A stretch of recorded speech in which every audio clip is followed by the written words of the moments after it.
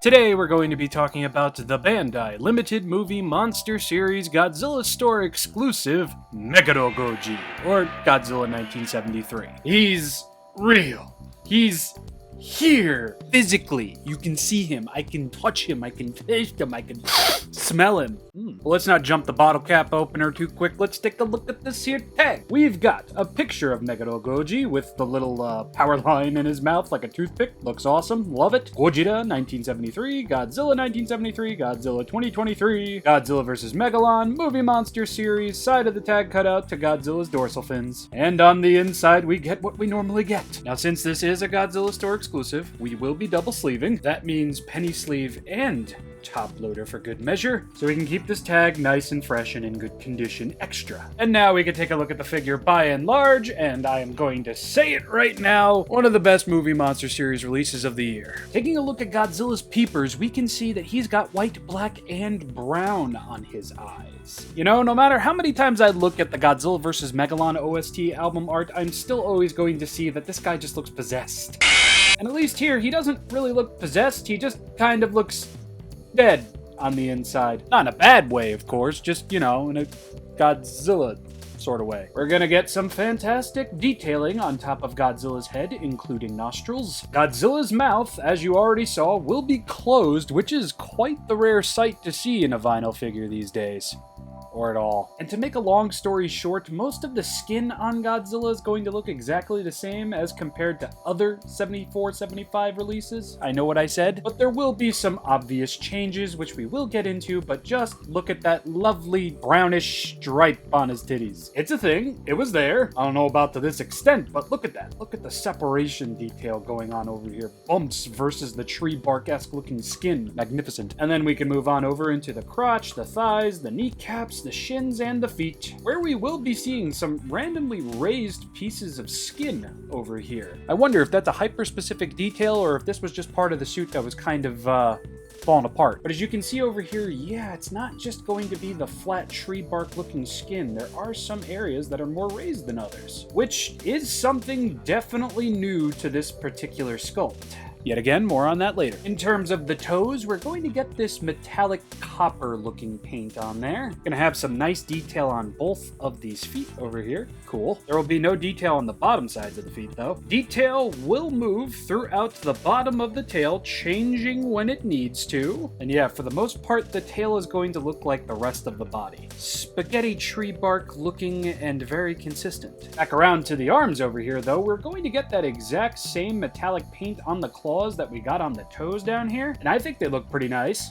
Definitely different, and we're going to get more pimply looking details on Godzilla's hands. Pimply, goosebump-esque, I don't know how else to describe it, but it does indeed differ from the rest of the arms. Moving from the GOJI titties into the GOJI neck and throat over here, the detail is going to remain mostly the same, at least until we get to this specific area here. Almost looks like they put an extension in there. But we will be getting some decent details over here on the underside of the jaw, and I like it. I know I already discussed the head and the mouth and everything, but it is just so strange to see a Bandai vinyl Godzilla figure without its mouth open. I guess it'll only further help distinguish 73 from 74 at an eye's glance. We'll get to it. And now, the dorsal fins.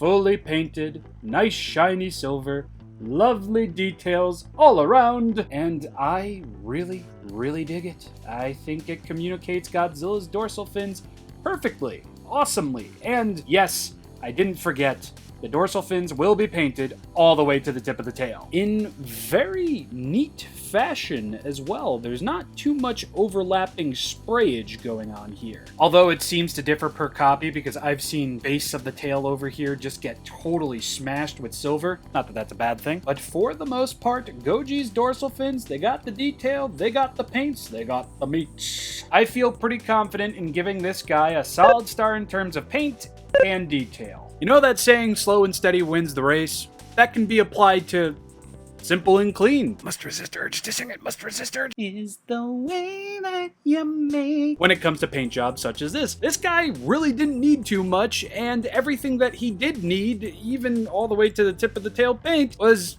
perfectly delivered here.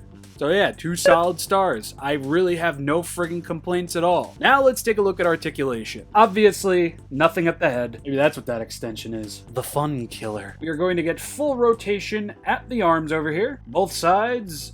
Oh yes, unsurprising I bet, but we will be able to make the legs go all the way around, just like so. Nothing at the tail. And that's pretty much it in terms of articulation. Solid star. Yet again, simple. Must resist urge. And clean. I am missing the head articulation, but I'm having a hard time caring. Now, yes, these are 2 different figures. Take the detail on the hands, for example. That ain't there. The dorsal fins definitely feel different in terms of detail as well, and just make and model, too. I mean, we've got 3 smaller dorsal fins over here, while 74 only had 2.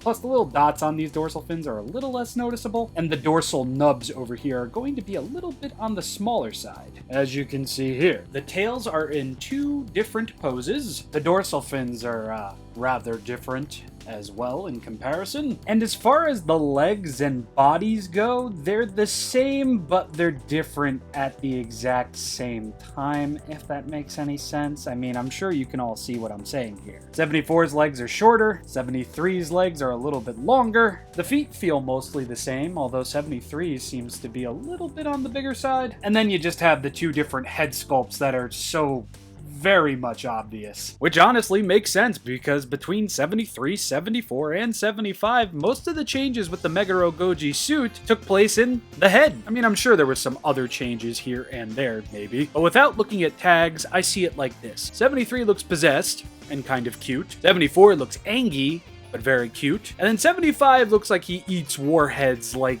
breath mints, but still also kind of cutish. They all kind of have a very similar vibe to one another, which again kind of makes me confused as to why Bandai never made a 73, because all they really had to do was make a new head. They really could have gotten away with that, but they probably didn't see a reason to, and I get it. Bandai had done some 73 merchandising in the past, but this is the first time we're getting a full-on vinyl figure of it from their main vinyl figure line series thing. So there you go. There's the differences. I'm sure there's more. I'm sure there's a bunch I forgot. Size comparisons. I gotta say, it feels great to finally have the proper, like super proper Godzilla to go alongside Megalon, Jet Jaguar, and Gigan. Again, the differences between 73, 74, and 75 are super duper minimal, but to a lot of us out there, it matters. But back on track, he looks great with his 3 other co-stars. He looks great with other Godzillas. I mean, scale, who the hell knows? Bandai never really gave a crap about that. It's more so just the feeling of finally having this figure in, finally having the representation of it, no matter how minimal the change to the suit was. This is awesome. And this gives me hope for, what, 92, 93, and 94 Godzilla? They had minimal changes between all of them, didn't they? And so help me God, next year, Godzilla vs. Mechagodzilla's anniversary is the thing. We better be getting a fake Godzilla. Not a slightly altered 74 GOJI. I need this man to look like he had too many Big Macs. We need that. Let's do it. Let's get hyper-specific here. Wouldn't mind a new Godzilla 1984 Cybot figure either. You did it back in the Godzilla collection. Anyway, I have been ShinRobjira. I do so hope you all enjoyed. Please check out my social media, including my Patreon, where for just $1 a month, you get access to everything. And I do mean everything that I have to offer, at least. Another GOJI design for the shelf. Slowly but surely, my goal of owning one of every Godzilla design in vinyl format is coming true. Now I just have to worry about Bandai redoing specific figures that I already have figures of, but have never been in the movie monster series beyond the memorial box. How many Shin Godzillas and Hedoras do I have? 7 each? I don't give a shit. Peace. Now, since this is a Godzilla store exclusive, god damn it.